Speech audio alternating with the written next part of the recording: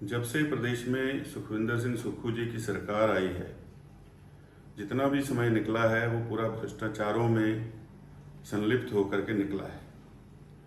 केवल अपने करीबी लोगों को लाभ देना, निरंतर निर्देश अधिकारियों को ऐसे देने कि वो रोज नए रास्ते निकालें कि किस तरह से जो प्रदेश की संपदा है, जो प्रदेश के विकास के लिए धन आ रहा है, उसकी लूट खसूट कैसे हो।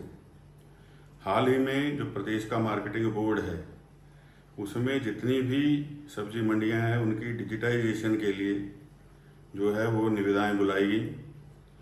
4 कंपनियां जिनकी निविदाएं बुलाई गई, और जब निविदाएं बुलाई एमडी ने तो उसमें एक भी क्वालिफाई नहीं हो रही थी, तो उन्होंने इस पर आपत्ति दायर की।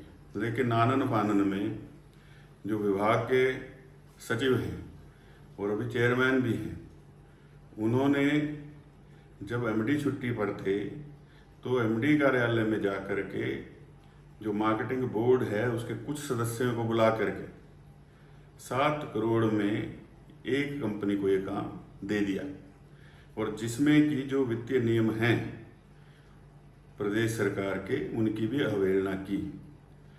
और ये भी हैरानी की बात है कि प्रदेश की मंडियों के पास इतना पैसा ही नहीं है।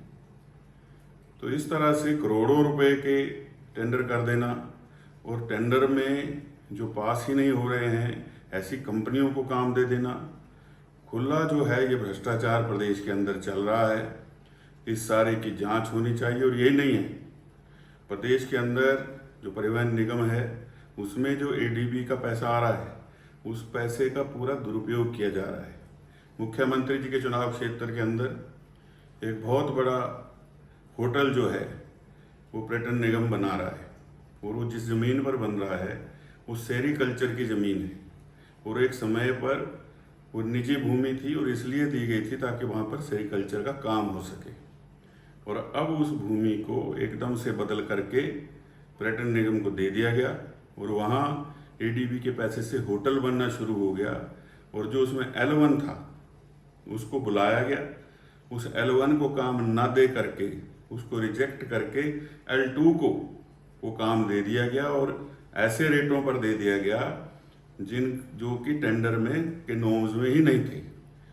और ये मामला ग्रीन ट्रिब्यूनल में भी चल रहा है कि भूमि जो है सेरीकल्चर की थी, किस प्रकार से ये जो है यहाँ पर होटल बन रहा है। और यही नहीं है, कई ऐसे मामले हैं जो पर्यटन निगम के काम चल रहे हैं, उनके टेंडरों में भारी अनियमितताएं जो हैं वो इस दौरान हुई हैं, और भ्रष्टाचार के अनेकों मामले हैं।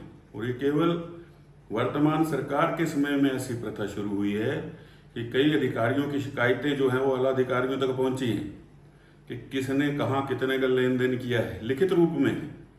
लेकिन आला अधिकारी उस पर कोई कार्रवाई कर नहीं रहे, क्योंकि हमाम में सभी नंगे हैं।